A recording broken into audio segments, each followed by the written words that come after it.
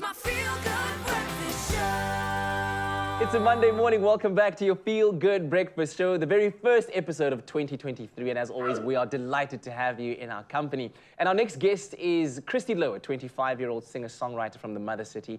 Now, her music career took off at a tender age of 15 when her first single, in collaboration with none other than Good Luck, saw huge success due to its powerful message and the campaign behind it too. Take a listen.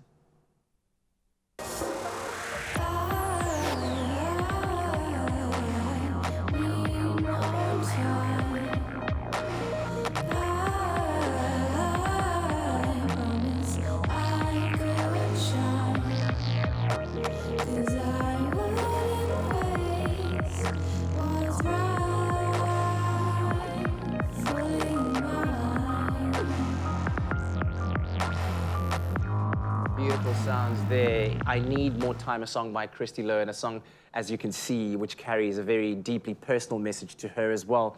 And it's been a number of years since then, and a lot has transpired since then. And it's great to have you on the show to chat to you this morning. Thank you very much for making the time. For those who might not be aware, tell us about that song, I Need More Time, and what was driving it and the message behind it. Yeah, so it's not the happiest of stories, sadly. But when I was 15 and my sister was 16, 17, she was diagnosed with a rare lung condition called pulmonary hypertension. And yeah, the shocking news that it was a terminal condition and at such a young age, she didn't have a very long life expectancy. So we as a family decided to put our heads together and come up with a way that we could raise awareness, raise funds, and yeah, hopefully find some kind of treatment for her to extend her life. And in order to do so, our family friend Matt Pierce came up with the idea of creating a song with Good Luck to raise awareness and raise funds for Jenna. The song was #3 on SA iTunes within a week. Wow. I was very much thrown in the deep end as a young 15-year-old. I think I performed twice on stage before in my entire life. Wow.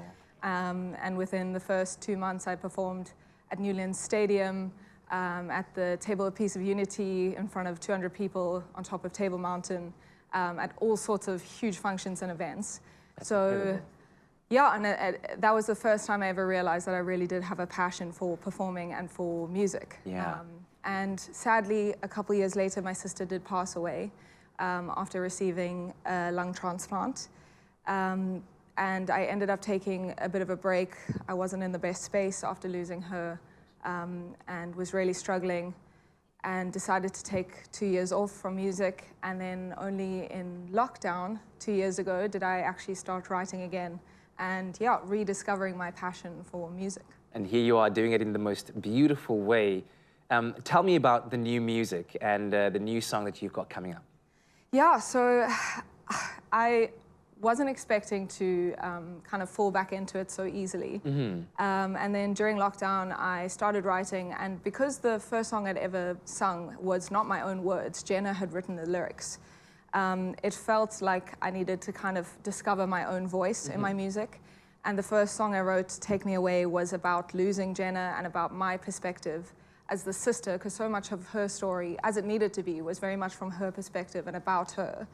And this was kind of my way of sharing my experience of my side of the story, and the loss that came along with that, of losing such an incredible young woman at such a young age.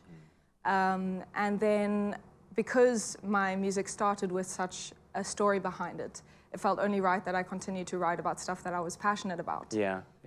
So my next single, which I think I'll be performing today, Not Here to Please You, was a song about my experience as a woman in this world, of often feeling objectified and feeling like I may not have a voice or be seen for a man's pleasure or for his enjoyment, rather than a person with my own thoughts and experiences.